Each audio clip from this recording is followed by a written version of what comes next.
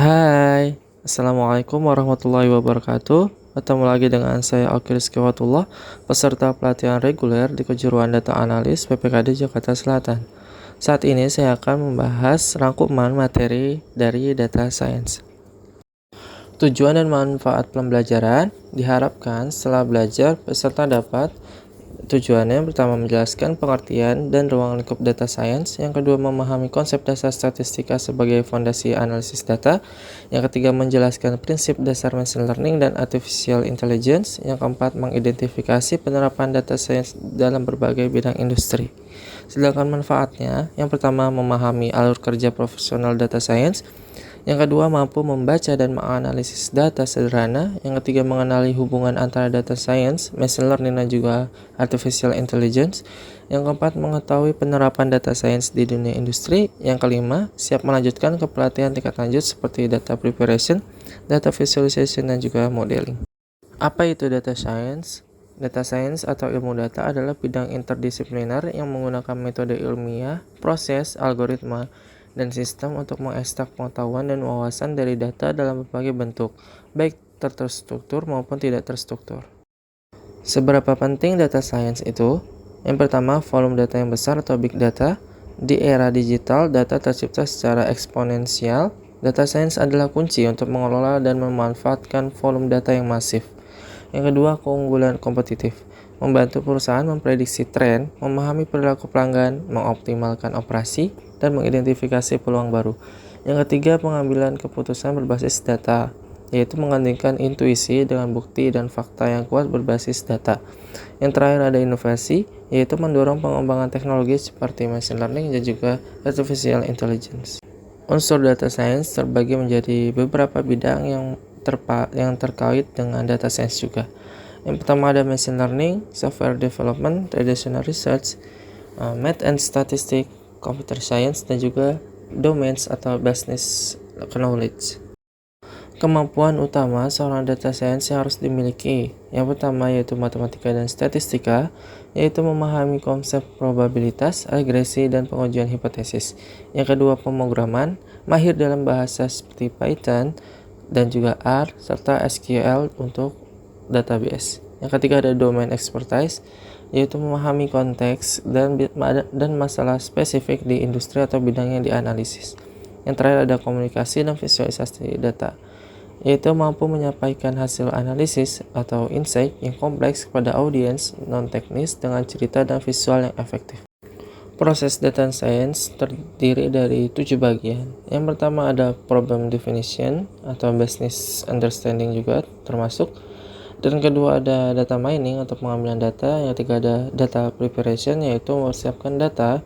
Yang keempat ada exploratory data analysis, yaitu untuk mengeksplorasi hasil data dan juga untuk menganalisinya.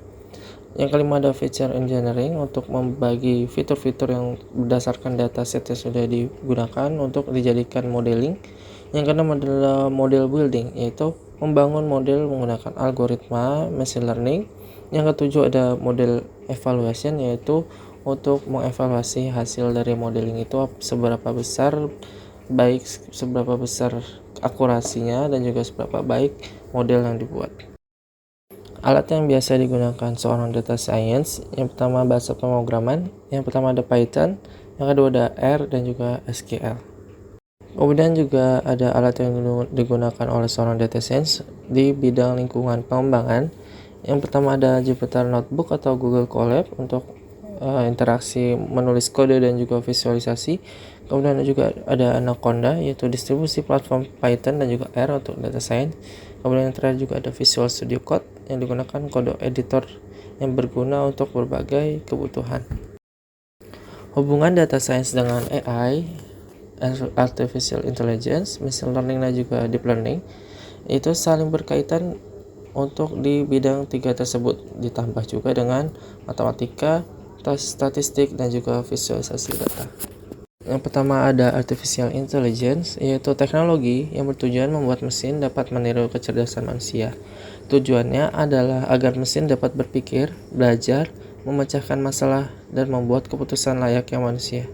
Cara kerjanya yaitu dengan menganalisis data dalam jumlah besar, mencari pola dalam data tersebut menggunakan algoritma tertentu, kemudian menggunakan pola yang ditemukan itu untuk membuat prediksi atau mengambil tindakan.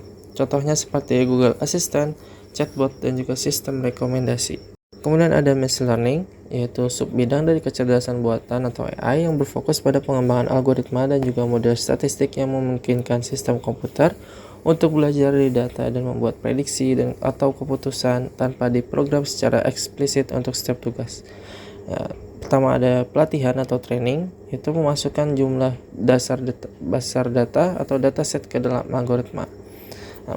Algoritma menganalisis data, menemukan pola tersembunyi dan menyesuaikan parameternya untuk meminimalkan kesalahan antara prediksi yang dibuat dengan hasil aktual. Kemudian terbentuklah sebuah inference atau prediksi. Model yang sudah cerdas tersebut dapat digunakan untuk membuat prediksi atau keputusan pada data baru yang belum pernah dilihat sebelumnya. Machine learning terbagi menjadi 3. Yang pertama ada supervised learning, yang kedua ada unsupervised learning, yang ketiga ada reinforcement learning. Nah, untuk pengertiannya bisa dilihat di slide, masing-masingnya memiliki beberapa perbedaan.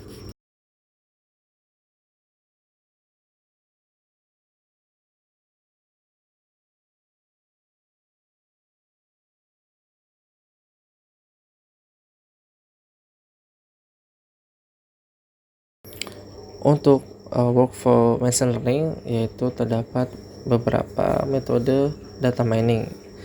Yang paling terkenal yaitu CRISP-DM, yaitu Cross Industry Standard Process Data Mining. Di sini ada sebuah proses CRISP-DM dalam melakukan tugasnya sebagai machine learning. Yang pertama ada business understanding, yang kedua ada data understanding, yang ketiga ada data preparation, yang keempat ada modeling, kemudian ada evaluation, dan terakhir adalah deployment.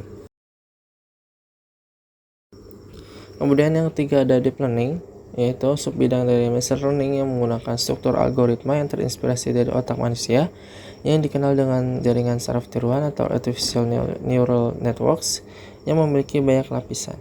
Kebutuhannya itu mampu mempelajari fitur yang relevan secara otomatis langsung dari data mentah seperti gambar atau suara, menghilangkan kebutuhan akan feature engineering manual, membutuhkan data dalam jumlah yang sangat besar dan daya komputasi yang tinggi. Contohnya yaitu pengenalan wajah, mobil tanpa pengemudi, pemrosesan bahasa alami atau NLP tingkat lanjut. Yang keempat ada AI generatif, yaitu AI yang memiliki kemampuan untuk menciptakan konten, data, atau artefak baru yang belum pernah ada sebelumnya. Konten yang dihasilkan memiliki karakteristik dan pola yang sangat mirip dengan data yang digunakan untuk melatihnya, sehingga terasa orisinal dan juga realistis. Singkatnya, jika AI tradisional bertugas untuk menganalisis, maka AI generatif bertugas untuk menciptakan, misalkan menghasilkan gambar baru. Contohnya seperti ChatGPT dan juga Gemini, yang dapat menghasilkan teks dan juga menjawab pertanyaan manusia. Kemudian ada forecasting. Forecasting atau peramalan adalah proses memperkirakan apa yang akan terjadi di masa depan berdasarkan data masa lalu atau historis yang sudah ada.